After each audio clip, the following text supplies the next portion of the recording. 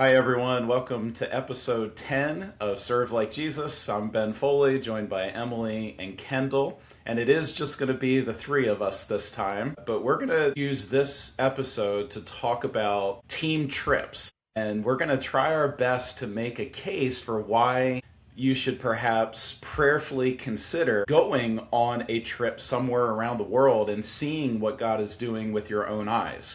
And of course, we would love for that to be with us through Serve Now. We have a lot of different team trips that we offer. You can visit our website, weservenow.org, and find the trip page to see some of the public ones that we put up there. But there's even other opportunities, as many of us on staff travel at different times outside of even the team trips noted on the website. And we can do church groups. We can do, if you have a group of 8 to 12 people, we can even custom arrange some trips. So there's lots of possibilities. But whether it's with us or whether it's somewhere else or with even another organization, we believe that trips are powerful, not just in the lives of those that we might be going to serve, but also in our own walk with Jesus, that it enhances, it enriches, and that it's a healthy thing to do, and just gives a perspective that we otherwise don't get, except when often we go and see for ourselves. So we're going to talk about all that. And even if you're not in a season or situation where you can travel,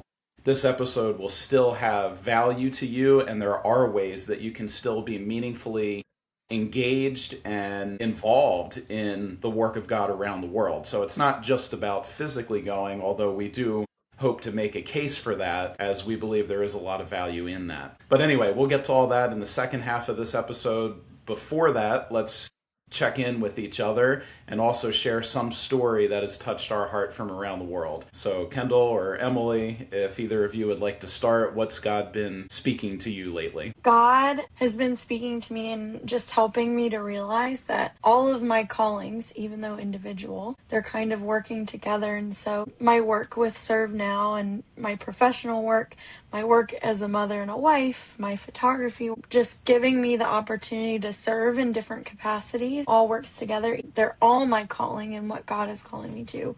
And I think even just in all of that, everything, even the ordinary things that I may experience at home, just things that you have to do, like chores or laundry or making dinner or taking care of kids, there's ministry in those ordinary things and even faithfulness in those ordinary things as well. Even though it may seem mundane, God is still faithful for you serving in those capacities. And I think just realizing to myself when I'm in the midst of doing so many loads of laundry, this is just so ordinary. I don't like doing this, but it's sacred. It's a way for me to be able to serve my family. And so that's just kind of helping me to be more intentional and not complaining about the things I have to do around the house.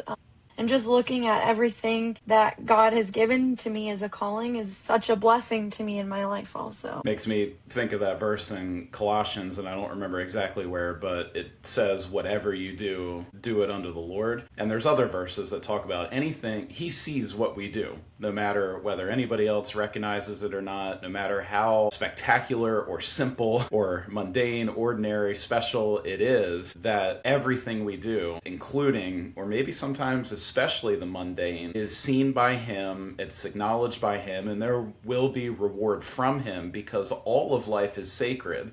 And I do like how you put that I don't know, maybe sometimes we do have this tendency to separate our life, and we call, this over here sacred and this over here mundane or ordinary, but all of life is sacred, and every action, every activity can and should be an act of worship to the Lord, no matter how big or small it is. That's a really good reminder, Emily. It's interesting that you share that, Emily, because what I was thinking of with what God is doing in my life is that I'm continuing to learn how to be a bridge builder between what God's doing around the world and what He's doing here in the U.S. and inviting people to be a part of it. But what I find so tricky about that, and I'm continuing to try and allow God to teach me how to do this, is because every time I go on a trip, and Ben and I just got back from a trip to the Middle East, people are always, wow, you were in this country, or wow, what was it like over there? And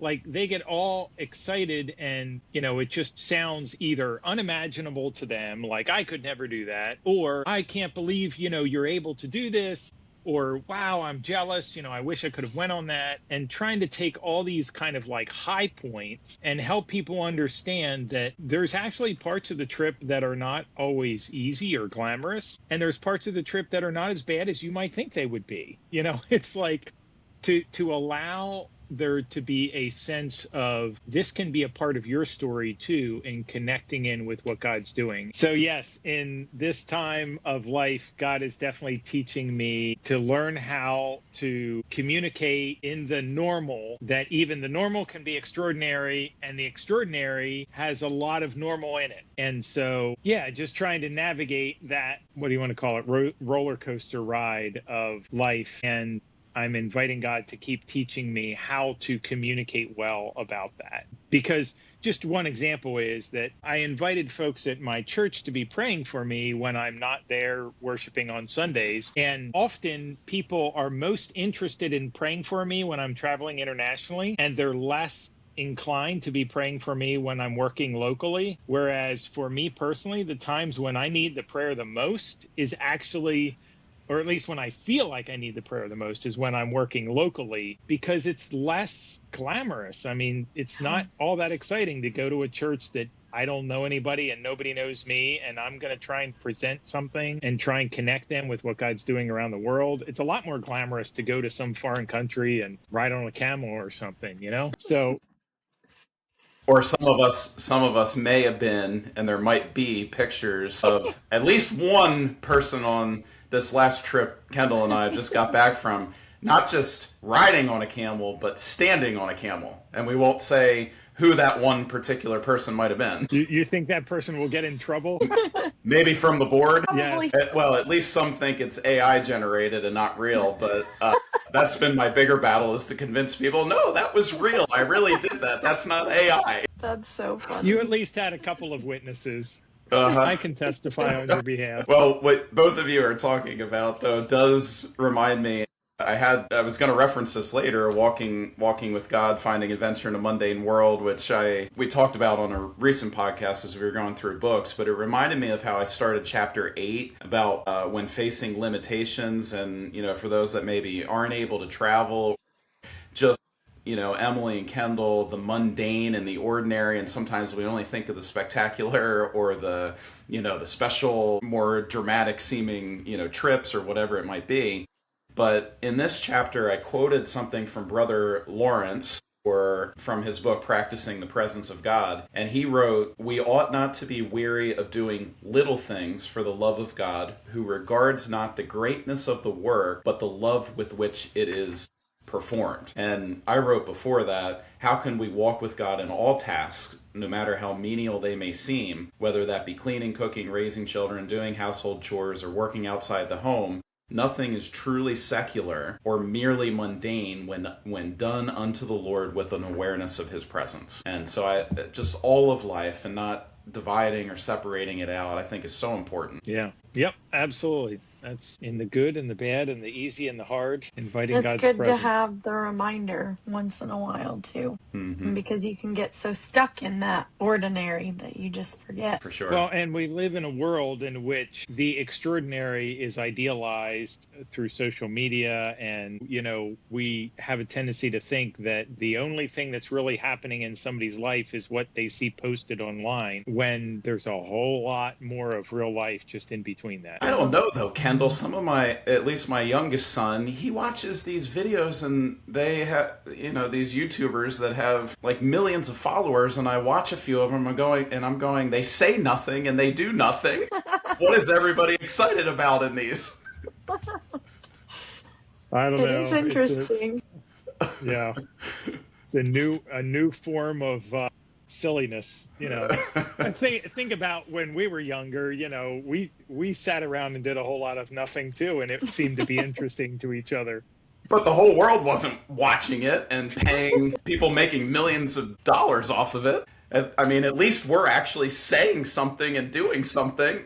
And yet we don't have millions of followers yet. Anyway. I think you see on social media all of these day in the life. I think people really recognize that social media can be a highlight reel. So I think some people twist it to make a trend of like, no, this is my everyday life. Like, I'm just going to the grocery store. Do you want to come with me?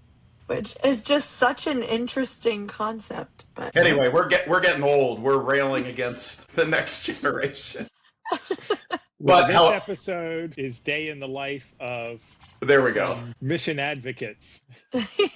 And I will say, God is actually moving in the younger generation, and I think a pretty remarkable, unique way, because I even mentioned this in the Middle East to some young people we were with, that simultaneously in different parts of the world, and I believe all over the world, there really is a movement among young people, and God's really working and using this next generation in a profound way. So there's lots of opportunities and new ways of reaching and engaging people that some of us are now feeling on the other side of and not as familiar with in this, new world. But we're trying. We're here on YouTube. Or wherever you're watching or streaming this from. All right. Well, my story, or not story, the thing that God's speaking to me about, or I should probably say trying to speak to me about, because I have a hard time with this on a personal level, but I've been preaching it in multiple places, and as I've said when I've preached this, I can share this with 1,000% confidence for everybody else. But when I try to believe this and receive this for myself, and I don't know if I've shared some of this before or not on any of these podcasts, but when I turn that around on myself, I have a harder time with it. But I genuinely can believe and have confidence in this for everybody else. And it's basically, it comes down to that God sees, God knows, and God cares. Whatever you're going through, whatever you're facing, God knows, God sees, God cares. And, I've been sharing a lot out of Genesis 16, where Hagar has this experience. And by the way, Hagar wasn't an Israelite, she was an Egyptian, but she has this encounter with God, an angel of the Lord. And it was pointed out to me by somebody that she's the only woman in Scripture to give God a name. And the name that she gave God means the one who sees me. And she said that because I have now seen the one who sees me. But there was something so profound about that moment in Hagar's life that she felt seen, that she knew that there was a God who saw her and loves her and cares for her. And I've been sharing this because I think, obviously people need to hear that, need to remember that, need to be reminded of that, need to receive that. But at the same time, I'm trying to believe that for myself, and yet it's not as easy as when I try to communicate that to others. And that kind of leads into the story that I want to share, because while we were in the Middle East, and I'll just kick this part off for us since it ties so directly into that, our team, a bunch of us, in fact I think all of us, shared in a particular meeting with some young people, and it was exactly, everybody was kind of speaking to these points. God loves you, God sees you, God knows you.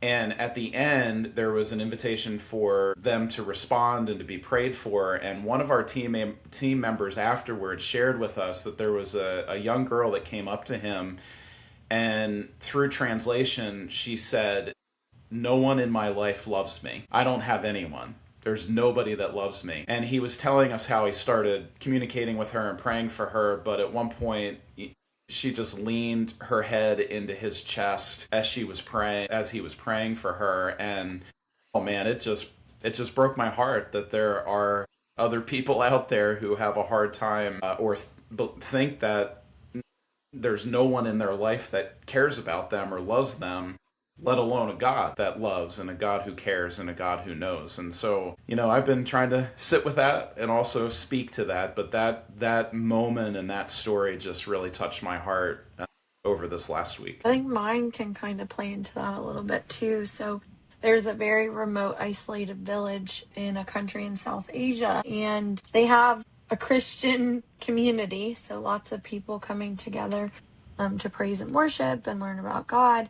And so one of their neighboring villages got a water tank from ServeNow, and they were hearing all these stories of them receiving the water and the impact that it's making, because we've kind of hinted in other podcast episodes, like people walk miles upon miles, and it's very physically draining for them to get something that is so necessary to live. And so I think just this community hearing these stories of a neighboring village receiving this, and they started to pray and be hopeful that they would one day experience it. So there's couple layers to the story of them praying faithfully for something that could change their lives and that God would meet them where they're at. And so they finally got a water tank for their village. And I think there was a quote from someone who had said something about God not forgetting them because they have finally experienced clean water for themselves. And just hearing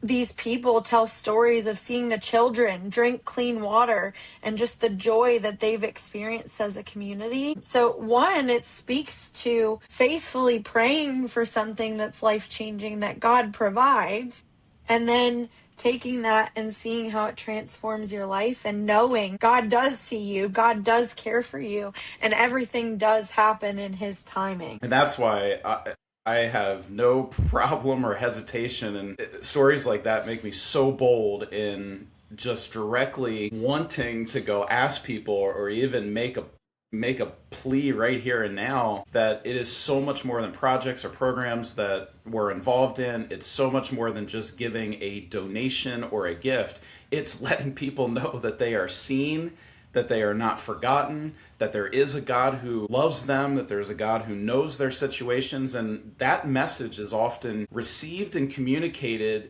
in ways like this that are very concrete and tangible, like a water tank. And we might think of it as just meeting a physical need, but it's not. It communicates a spiritual message. And so just know that, your giving and things that we're involved with through Serve Now, it is so much more than that. It is letting people know that they are not forgotten. Yeah, that's so good. The story that I read just this week is from Ethiopia, where the comments that they made, I'm just going to read them here because it just really, we've been involved with this group of refugees for a while. And this was one of the comments that I read this week. You have provided us a wonderful place to live, spacious, warm, and personal. Now, the solar for light and charging devices is extraordinary. We are in a great situation compared to our friends in all the camps. We can't appreciate Serve Now enough for their extra mile support. And then he said this: I've worked with many humanitarian organizations registered by the federal government for almost 14 years. I have never seen such a wholesome, productive, and perfectly fitting to the needs of the society. Serve Now is a great model and a great example to many in this business and yet to be established. So it was just, it stood out to me as this person was describing the work that we're doing in Ethiopia. And I've seen pictures of this community where the housing that Serve Now was able to provide was better than any of the other facilities in any of this refugee camp. And the people were like, this is amazing. This is like a model for what everybody else should be doing. And just to be clear, this is not giving us in America credit. This is our national leaders there that are providing these services and these designs that really meet the need in a much better way than if we were to just come in and say, hey, I think you ought to do this, or I think you ought to do that. And I know today we're going to be talking about trips. And when I read stories like that, and when I have the opportunity to, each week we get to read stories from around the world. These particular stories that have been coming recently from Ethiopia have really touched my heart and have made me think, boy, I would love to be able to go and see this community firsthand beyond just what I get to see in pictures and read in stories. And so we'll see if God provides that opportunity. It would be awesome to be able to get a more personal connection, because presence is powerful. And Kendall, that's a perfect transition into exactly the second part of the segment of making a case for people going on trips as or if they're able.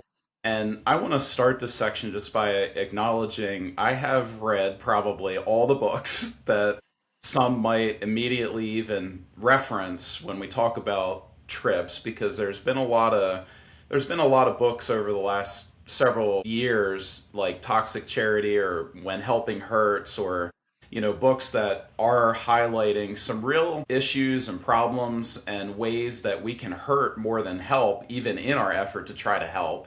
And there's a lot of validity in a lot of things that are shared in many of those books. But my fear is, and I guess where my point of disagreement, and not necessarily that every book, that even the ones that I just referenced, would go this far in terms of the application of what they're saying, but where I have a bit of a difference is that I believe trips can be healthy when they are approached in the right way. And part of the right way in approaching them is exactly what you just spoke to, Kendall, where it's coming alongside and it's sensitively and culturally partnering with those that are there in a way that is equipping, empowering, and enabling them to be able to effectively serve in the context that they find themselves in. And so we come in not as the heroes of the world, which is the very unhealthy version of this, but we come in as helpers. And when it's approached in that way, I believe trips can do a lot of good, both in terms to those that we are going to serve, but also for those that are going and doing the serving.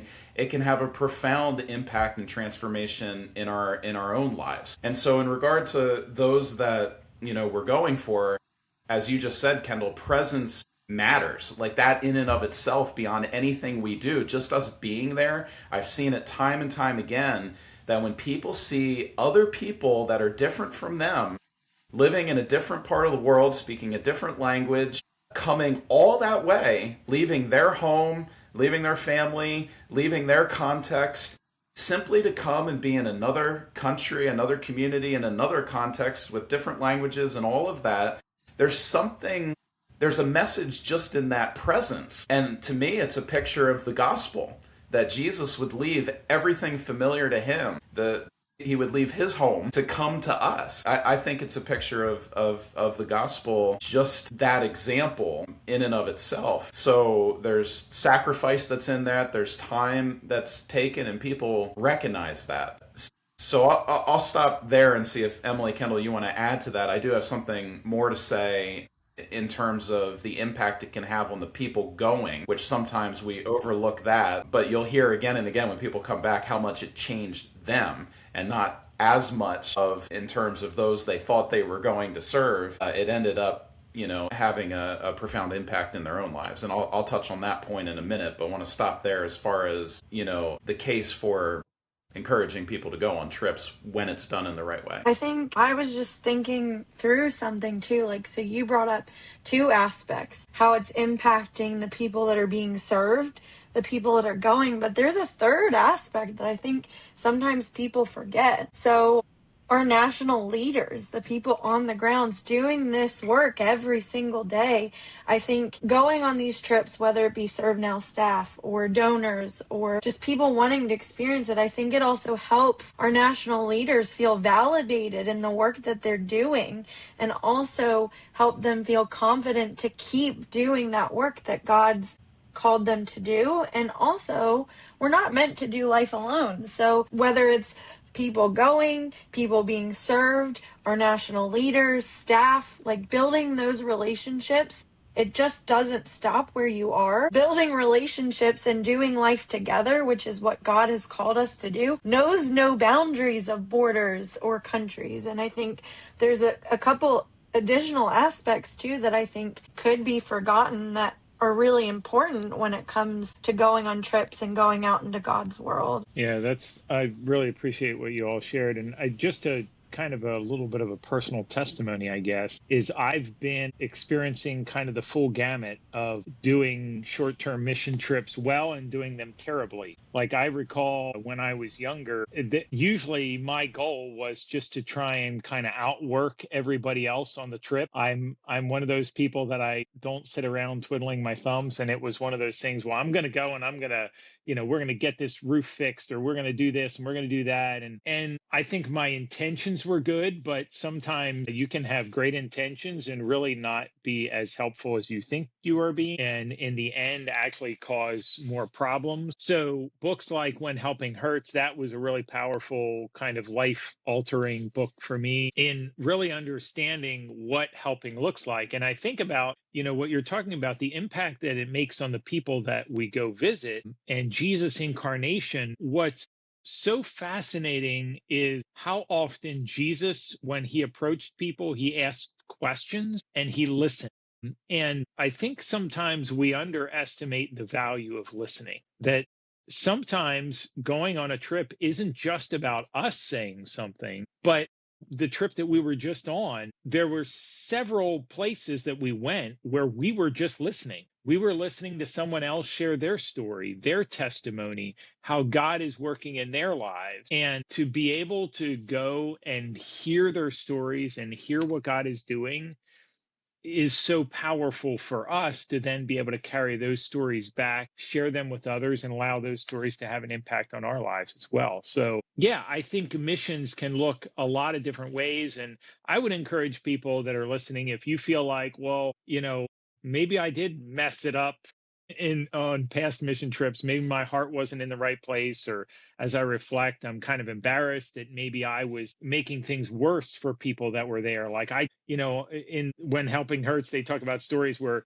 Americans bring in all this stuff that attracts kids, and then when they leave, there's no more stuff there to attract kids because the local people can't afford all the candy or all the glitz and glamour that Americans might bring. And so I would say realize you're on a journey. It's okay if you made a mistake in the past in how you did missions, don't give up, keep working at it, keep learning, and keep letting God teach you how you can be a better missionary in building a bridge and being his ambassador. Yeah. Listening, presence, coming alongside when it's approached with that heart of humility rather than, just a focus on what I want to do or what I can do, and just being there with people for what they might need in a way that's sensitive to their context.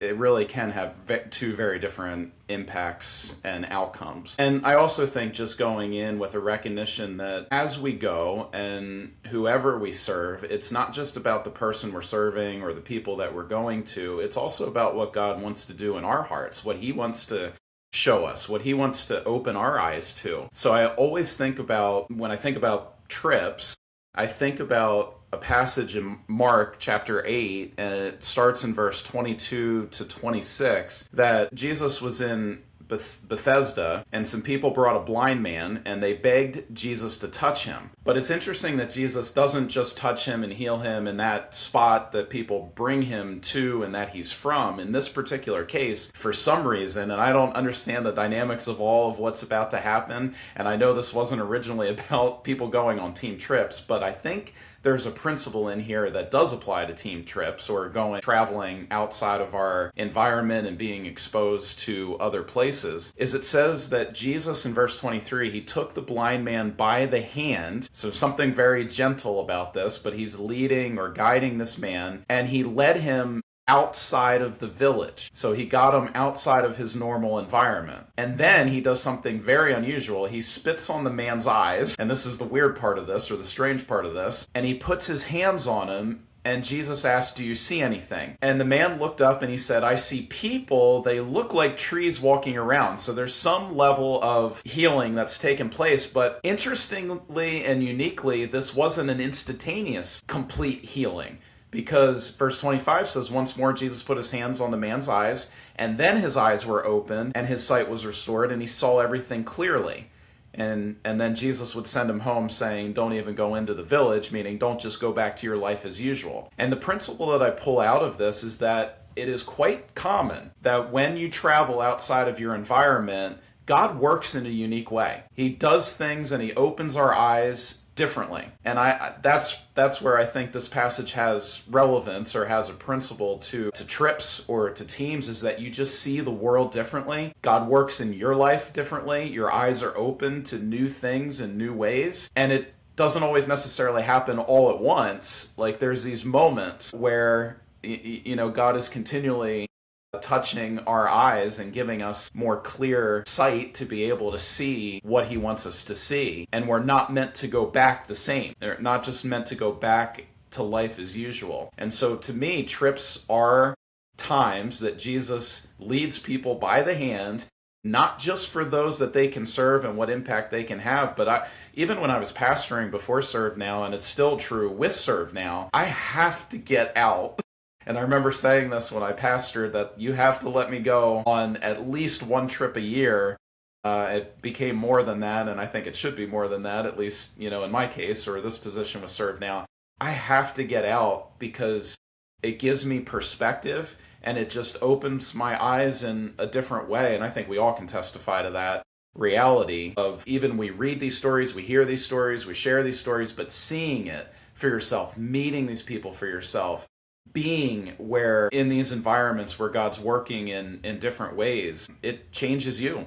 And it opens your eyes in a different way. Yeah, I think from my perspective, so before I was involved in Serve Now or any nonprofit capacity, mission capacity, I had gone on missions trips. And I think for me, going solidified the need for me to be involved in what God is doing around the world. And ultimately, it led me here, working with Serve Now and being called out of a for-profit space for my professional career and stepping into working with Serve Now and nonprofits and what God is doing.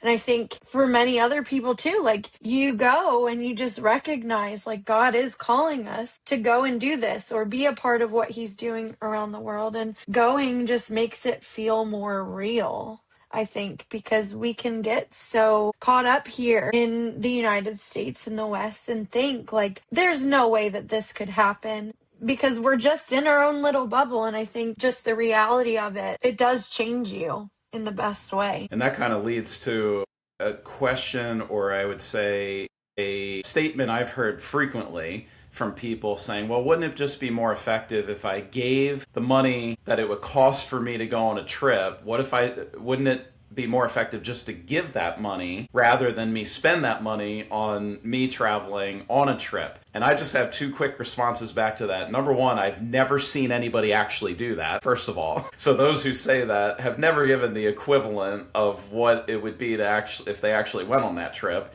And number two, I have seen time and time again, almost without fail, that those who go on a trip, even those that were already giving significantly, often come back and give even more because they've now seen it with their own eyes and it's had an even deeper impact in their lives. And so I think it increases our heart of generosity, and it's not a selfish thing to simply, maybe spend some of your own money to go on a trip and see it for yourself. I would say it's well worth it, and in the long run ends up making us more generous, not less generous. Yeah, if you think about how much people spend on college, and careful, that, I'm about to go there with kids. Yeah, I hear you.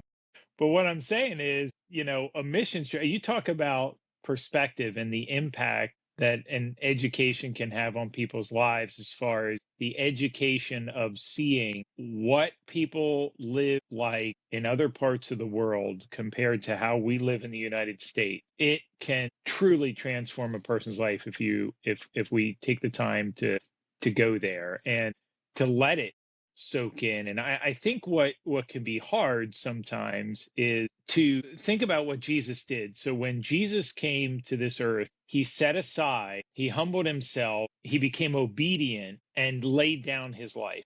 And the key to allowing a trip to change us is we need to actually, I believe, have a deliberate willingness to feel the pain, because it can be very easy to either go on a trip. I remember when I was taking youth on mission trip, and it can be very easy for them to just pretend like they're not really seeing what they're seeing, or just kind of, even when they're on the trip, stay in their own insulary bubble and not let it affect them. And I think for us as adults, we can even be tempted to do the same thing. Like, I don't want to fully feel what I'm seeing or what I'm experiencing because it's going to hurt too much. And I think that if we want to follow the example of Jesus, of what incarnation looks like and service really looks like and obedience to God really looks like, it is ultimately being willing to allow ourselves to feel the pain of what other people around the world are experiencing, and then let it change us, let it affect us, let it grow good things in us. Yeah, and I don't think you can get around that in general. I mean, Jesus is quite clear. If anyone wants to be my disciple, you have to deny yourself. That's going to hurt. You need to take up your cross That's going to be painful. And you need to follow me. That's not always going to be easy. I mean, but that's discipleship. That's literally the definition of being a follower of Jesus, is that there is a level of pain and suffering that you have to be willing to enter into, but believing and trusting that the reward of that is going to outweigh the temporary pain of it. Yeah. And I think, I mean, just for anybody out there who's listening to this, and maybe in your mind, the question is, well, do I really have to go overseas for that to happen? Can I just do that, with my family? I lay down my life for my family. I lay down my life for my community, et cetera, et cetera. I mean, I think it's important to look at scripture, how many times people were called or even pushed out of their circular environment that they were in. In Acts, it was persecution that pushed the church outside of their little, Jerusalem community. It was Jesus who's taking his disciples to the Samaritan villages. And they're like, what are we doing here? And Jesus is constantly pushing his people. And even in the Old Testament, there was laws about how to treat foreigners, and there is no intention in scripture for us to just be insulary and focusing on our own world. There is a calling to go beyond just, for them it was their Jewish heritage. The whole purpose that God said to Abraham, I'm going to bless you so that you can bless all nations. That was the purpose of the blessing, to go beyond just our own. Where is the 100% emoji that we can plaster over? 100% bullseye. That's right. I think too, it even goes beyond pain, but also like giving up our comforts that we're used to. Like, I remember I spent a month in Kenya, and we had to go to the bathroom literally in a hole in the ground. So like even simply like giving up indoor plumbing and electricity and air conditioning. Like, I feel like it's one of those things, going back to what we talked about in the beginning, like it's not always glamorous, but I feel like when you experience things out of your comfort zone, God wants you to experience that, because I feel like it grows us in ways we can't even imagine. And again, it makes it real. Like, people live like that every single day, and they don't have an option a lot of times. So I think that puts it into perspective too for a lot of people. Careful, Emily. That's in the very fine print of our mission, brochure is, bathrooms sometimes may be holes in the ground and many other things like that. But then again, you got that on one hand. You can also, on some trips, ride a camel right by the pyramids on other trips. So, you get the best of both. Yes. And there's some food internationally that you cannot get locally. It's just some of the fruit are like, organic, off the tree, local, sweeter, better tasting. Yeah. Oh, yeah. Yeah, that's definitely a big benefit. Or probably the best way to sum this up is, travel is incredible. Traveling sucks, but travel can be awesome. And food is a big part of that. The highs and the lows. Highs and the lows. Yeah, you gotta take them both. Gotta have them both. Well, another big concern people have, though, I know that, and some that may be listening to this, would be, well, it's not so much what we've talked about so far, but I don't have the money to go. There's a lot of people that can just afford to go on trips, but there's a lot of people that can't, do that themselves. And actually, I would say a couple things about that. Even for those that can afford to pay their own way to go, I actually try to discourage that at times. Not that I'm always effective at that. But the reason I try to discourage it is because I think it is healthy, and I think it is important that we try to include other people to allow them the opportunity to participate in the trip with us. That maybe can't go, they can, in a way, go through their giving. They can go with us through their giving. And so including them in that way, I think, is important. And if you don't have the money to go, my encouragement is, well, this is an opportunity for your faith to be stretched, for your faith to be tested, and for your faith to be increased. Because if you really have a sense that God's calling you to go, He will provide what's needed for you to be able to go, and often in surprising ways that you may not think of or imagine. And we try to help people with that as well, as far as putting together communication that they can share with people in their networks. And you'd be surprised by the people that will give and the people that won't give. I mean, you'll be surprised on both ends of that. But it is an opportunity to let others be a part of what God's doing in your life. It's a way for others to participate in what he's doing or might do on that trip through you. And so I really, encourage people not to let money, either the excess of it or the lack of it, prevent you from going on a trip and including others in that process. That would be my encouragement. Can I share an example of a fundraiser that I did for one of my trips? Well, me and my mom were going on a trip, and it can be fun, I think, too. It doesn't just have to be a serious thing, like getting people involved and wanting them to know like why you're going, what you're going to be doing. So I'm gonna cut you off right there, because as I tell our fundraising team all the time, the first 3 letters in fundraising spell fun. Yeah. So what we did, if you've ever seen like those plastic flamingo lawn ornaments, and I don't know, Ben, if you were a part of this or you saw it in the community, maybe you were in Colorado then, I don't know. But me and my mom, what we would do is we got a bunch of these flamingos and we would put them in someone's yard. So it started, and you were flocked by flamingos, so they were in your yard. And of course, they're hideous plastic lawn ornaments. So we had a sign that went with them to explain like what it meant, why they were there, and they had options to remove them. They would pay a fee, and we didn't get any negative pushback from it really, or they could pay a different fee to flock someone that they knew. So we would go and we would take this flock of flamingos and put them in someone else's yard, and it just caused a chain reaction, and it got people talking about it. It got them interested, and I think it was just a fun way to get people involved in what we were doing. So it can be fun. Absolutely. And I'm sure we all have stories of that. And Kendall, there's one I'm thinking of in particular of that you experienced recently of somebody who ended up supporting not just a couple trips of yours, but even some of your family. So I'll let you share that in a moment. But I was also going to say I've just experienced this so many times, especially early on in my mission, adventures or endeavors, of how God would provide for trips that I had no idea where it was going to come from or how it was going to happen or how I'd pull it off. And to see him provide in those ways really does build your faith. And so there again, it's as much of a growth opportunity for you going on a trip as it is for others that you might be impacting or serving. Yeah. And I think part of it comes down to a willingness to have humility.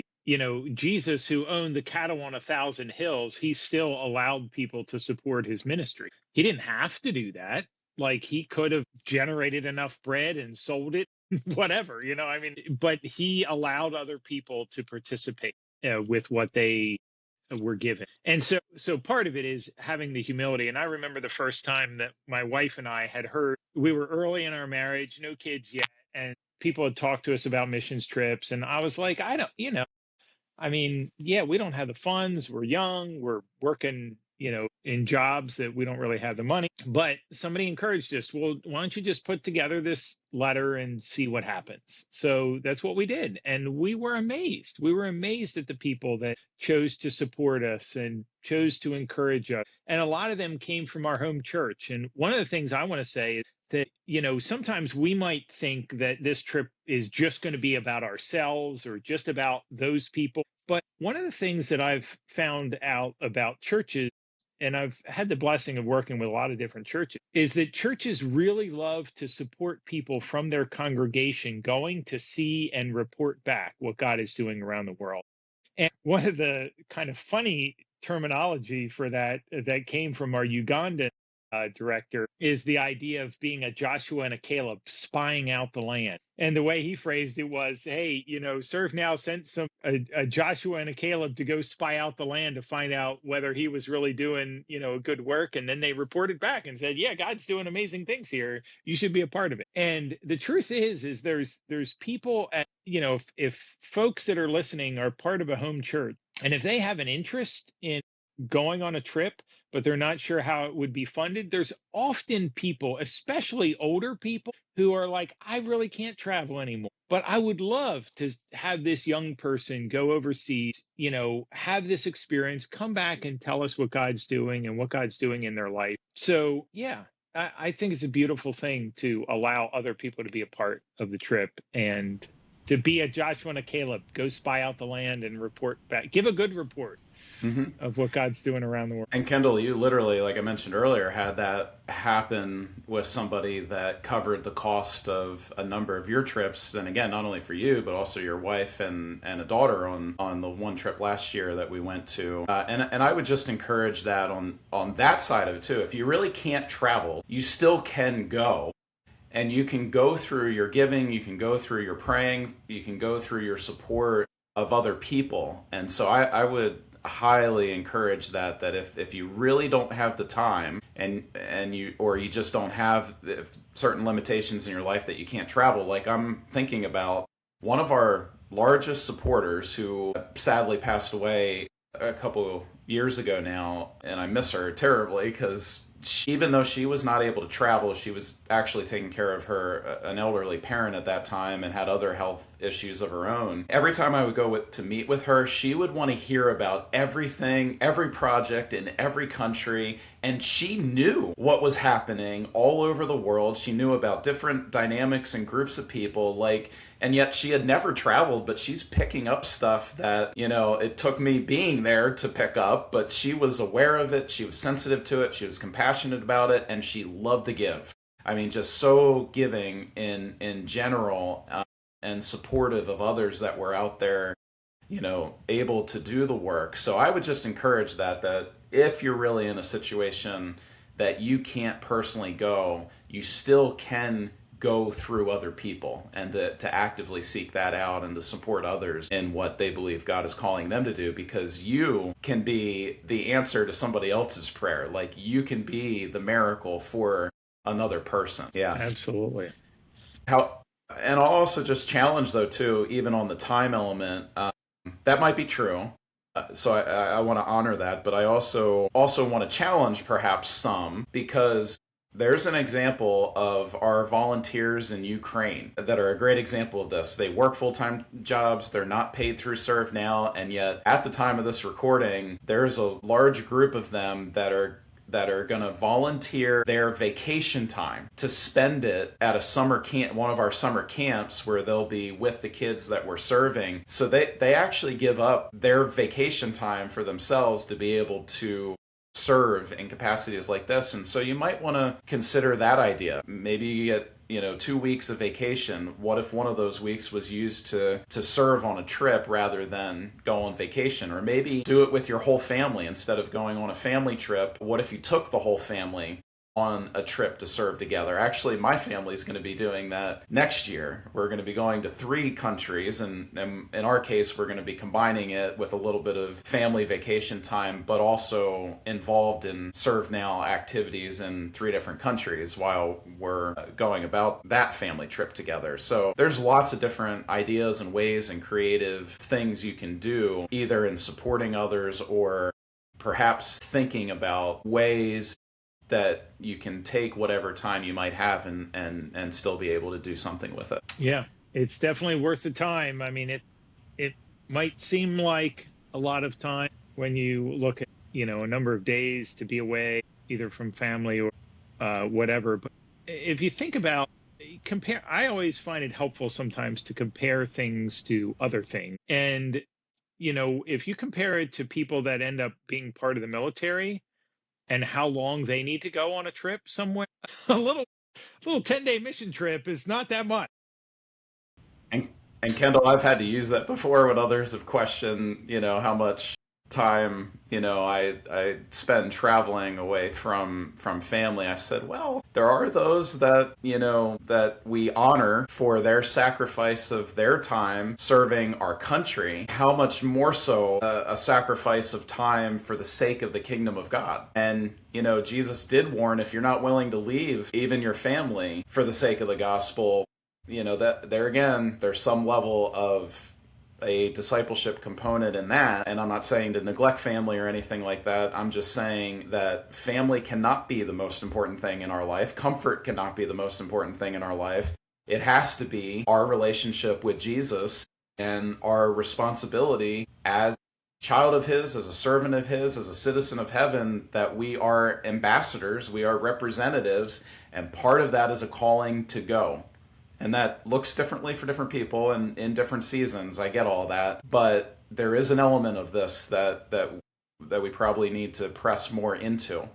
Now, kind of along those lines, I guess the last thing we can touch on is just those that might feel perhaps more insecure about, well, what value can I really bring? Maybe it's not the money, maybe it's not, the idea of going, but it's what do I really have to contribute? Or, can I really offer anything that will matter? Am I just taking up space if I go, kind of thing? And my challenge with that would be back to what we kind of started with, that presence alone matters and sends a message. And in addition to that, Exodus chapter 3 with Moses, when God says, "What is in your hands?" I would just point back to that and say, God will work with whatever you have, no matter how ordinary or insignificant it may seem. And even just the last trip Kendall and I were on, it was beautiful to see how God was using and did use different people in different settings in different ways, with the gifts, with the skills, with the talents that he's given us, and everybody was different. And sometimes all it takes is a smile, is a hug. Again, just kind of back to the presence thing.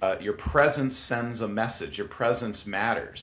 But all of us have something that God wants to use or wants to stir up within us to use for the sake of his kingdom and for the benefit and the good of others. Can I also just share one thing? Because I think from my experience, a lot of people can get hung up on the fact, like, oh, I don't speak their language. Like, how do I communicate? Like, how, honestly, from my experience too, obviously there's translators, so they help in a big way. But it goes back to what Ben just said. Sometimes a smile or interacting, like, you find opportunities while you're on these trips to interact or play with a child or help an adult with something.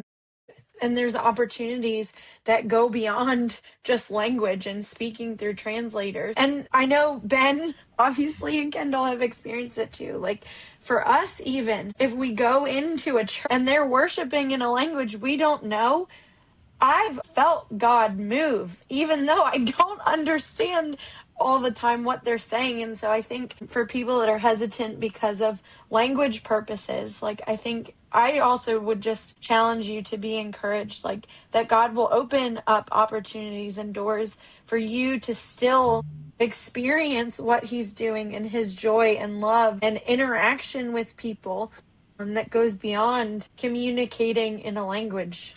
I can almost guarantee you that some of the most meaningful, deep connections I've made have been nonverbal with people. It's just that eye connection, a smile, just people knowing they're seen, that somebody sees them, goes far beyond any words that can be said to them. Yeah, a specific example of that on this last trip is we were at a church with a whole group of young people there. They're just, as we were walking out, there is a little bit of a paparazzi that happens where everybody's, wanting to get their picture with you and all that stuff. And I saw this group of girls, young teenage girls that were all kind of gathering around. There was this one girl that was kind of towards the back of the group, and I noticed that she had some facial damage, and found out later she had experienced some burn on her face. And I just felt compelled to just look her in the eye and wave to her and smile. And then here the next day, I think it was, we had, or 2 days later, we had a gathering where the whole girls' ministry for this area was gathering together and singing and worshiping. And then afterward, there was an invitation for any of the girls that wanted to be prayed for to come up front. And here this girl came up specifically to my group, inviting me to pray for her. And when she came up, she had her head down, and I just kind of felt compelled to lift her chin so that I could look her in the eyes. And just, even though I couldn't speak her language, I just wanted her to know that she was seen. And that touched my heart, and I could tell there were tears in her eyes. And so, yeah, the willingness to just be there and be present, and doesn't always take words. No, and I was on the stage while that was happening, and I saw it, and I actually got a picture of it. But I could even see from where I was, Kendall seeing her, and he had both hands on her shoulders as he was lifting her up to look her right in the eyes, and I saw that moment, and I knew that was a deeply precious, deeply powerful, significant moment unfolding. That there was not a common language there, but there was a language deeper than words could ever say or communicate. The other thing that I just feel compelled to share is when Moses and God were having this conversation, and God was telling him, you should go. And he was like, I'm not good at talking. The reality is everybody does have a testimony, a story that they can share. And so often it is helpful and powerful on trip to be willing to just share your story. And it can be helpful for us to be able to articulate what God has done in our lives, but it can cross cultural boundaries. The one time that I shared on this last trip, that I shared my testimony, I was a little nervous about it because I was like, I don't know if this is going to communicate well or whatever, but just really felt compelled that this was a place where I was supposed to share my testimony.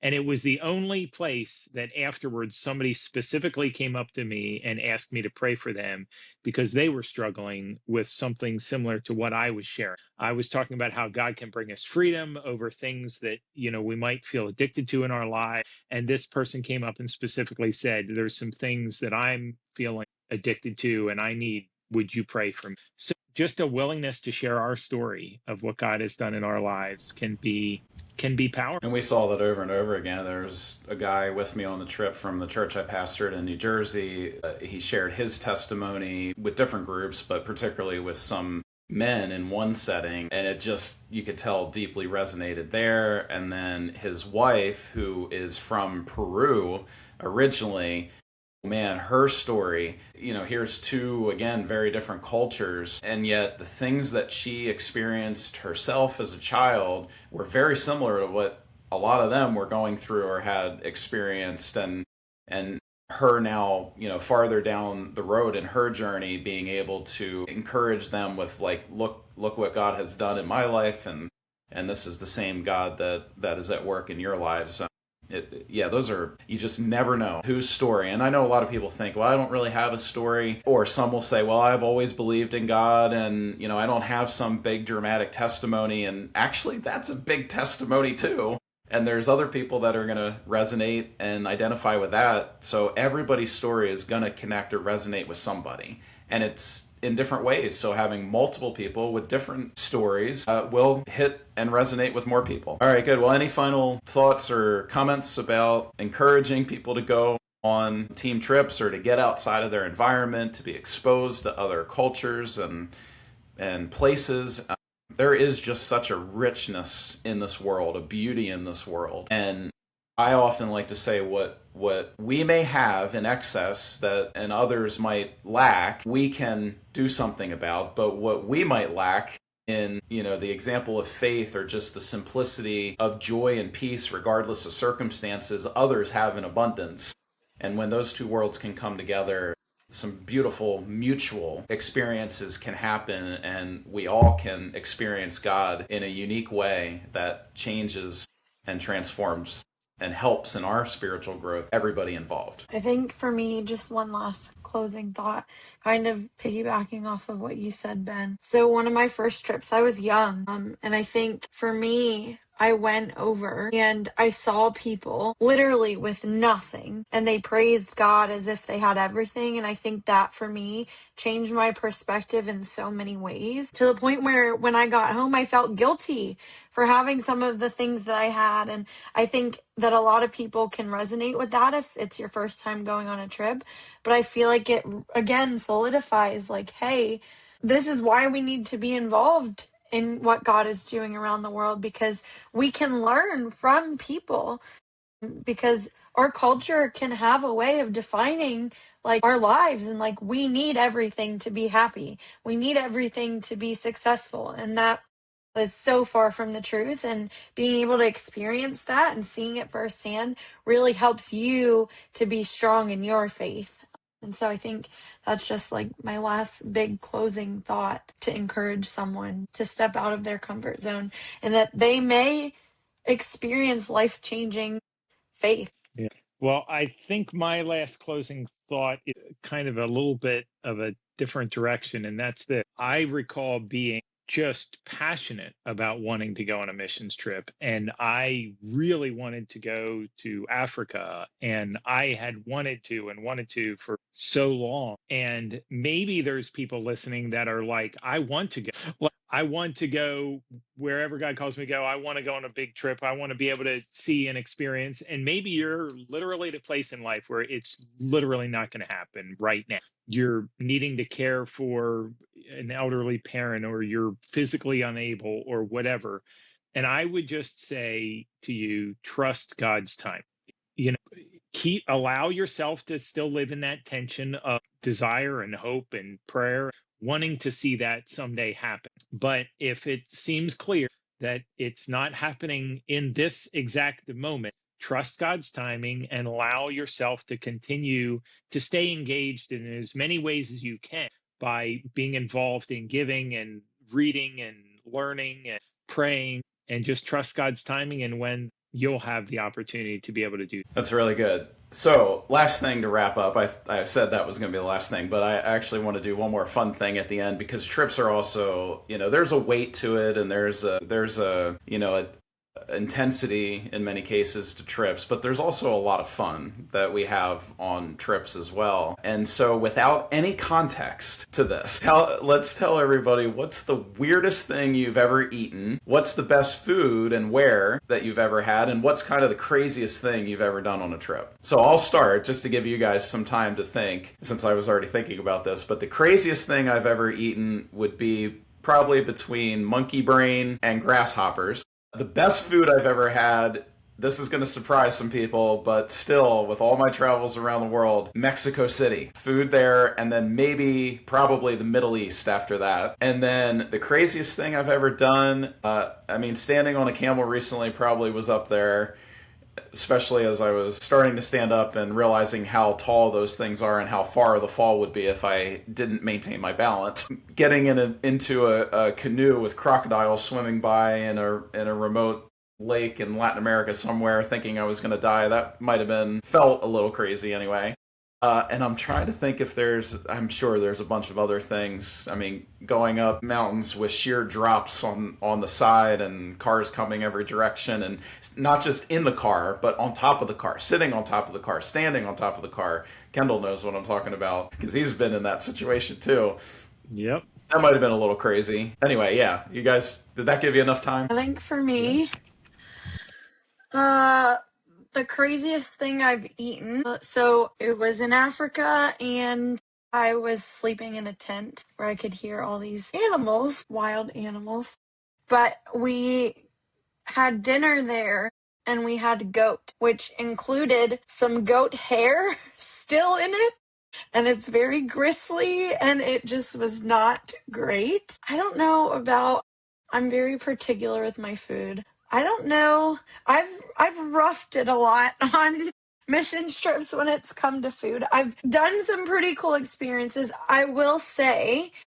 So I turned 18 when I was in Africa. I was there for a month, and we went into the city of Nairobi, and there was a restaurant there. I think it was called Carnivore. Carnivore. So, yeah, have you been there? So we went there, and think of it like a Brazilian steakhouse where they bring out these large sticks with meat on them, various types of meat. They had like ostrich, meatballs, rabbit, zebra, like all kinds of crazy stuff, crocodile or alligator. I don't even know. It was all these different types of exotic meats. So that was something really cool that I got to experience on my birthday. And then I don't want to say craziest thing that I've done, but craziest thing that's happened to me was I was proposed to and offered 20 cows as a dowry for me to stay and be married to a Maasai warrior. So that was very interesting. And you know what's even more funny about it? My mom actually considered it. 20 Uh, cows? Whoa, yeah, that's yep. pretty wild. And the other funny part about it is his name was Tipsy. So my parents joked when I got married to Brock that he had some competition. Did he gift you 20 cows? No, he did not. He should have, though. So I don't know if I can top any of Emily's stories, but let's see here. The craziest thing I ever ate was I don't know that I ate a lot of crazy things overseas. There was this large fruit. I'm trying to remember the name of it, but that was sweet and delicious, and it was crazy just because it was this massive fruit and I had never eaten anything like it before. So that was pretty wild and cool. The craziest thing I've ever done was probably could be being, well, my family would say probably the craziest thing I ever did was get a tattoo, which I never thought I would do ever. Which literally just happened on our trip. We somehow swindled Kendall into getting a tattoo. It was There it is. It was something that had a lot more meaning to it. It was definitely not about being cool. It was not about being rebellious or anything like that. It was literally all about that I wanted to carry the story with me of the people that we were with. All right. Well, thank you guys for sharing in that, and thank you everyone for watching. We'll just encourage you again to subscribe if you haven't subscribed yet. Share this with others. Maybe there's someone that comes in mind that you've had some conversations about going on a trip or that might be interested in going on a trip. So check out again our website, weservenow.org. But we'd love to hear from you, and certainly would love to share an experience with you in some part of the world and seeing what God's doing and allowing Him to use us and to change us in the process. God bless you.